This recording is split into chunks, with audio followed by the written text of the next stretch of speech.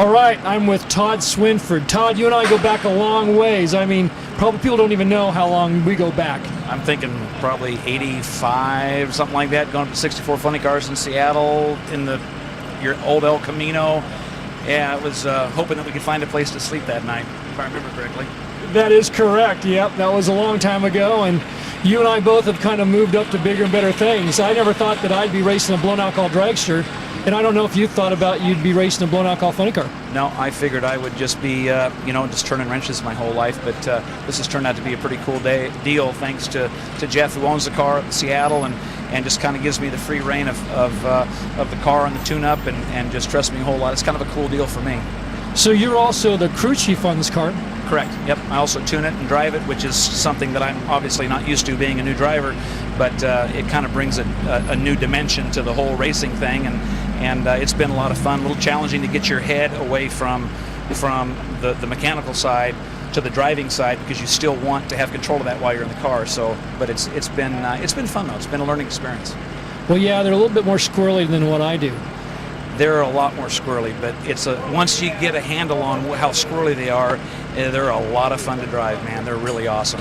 So this is your first night of fire, and again, we appreciate all you guys coming out, and this was a big surprise for us because we didn't know this car was even going to be here for just about a week ago. And so what did you think of the night of fire?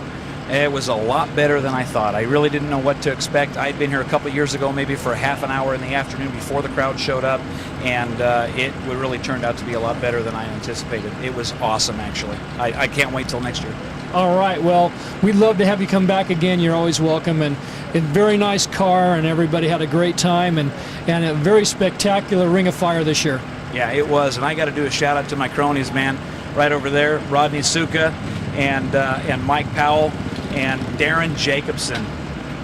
They made it all happen today because I couldn't have done it by myself. Got to throw in the big time sponsored gigs, you know what I'm saying? Exactly right. You know, I've said to people that that having the crew is as important as the sponsors, because without both you don't really have anything at all. That's correct. Yep, those guys make it all happen, because it can't be done by one person, especially when you're doing one of these things.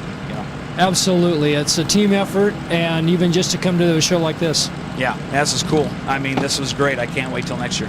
Did you see a lot of people you haven't seen in a long time? I have seen more people here than I've seen anywhere in one thing that I hadn't seen for a couple people I hadn't seen in over 20 years, and walked up, and one of them didn't recognize me, the other guy did, and I just couldn't believe it. It was just kind of like a reunion for me. It was great. Right on. Well, thanks again, Todd, for coming. Thanks a lot. All right, bud. Appreciate it. Thank you. Good. All right, that's a wrap.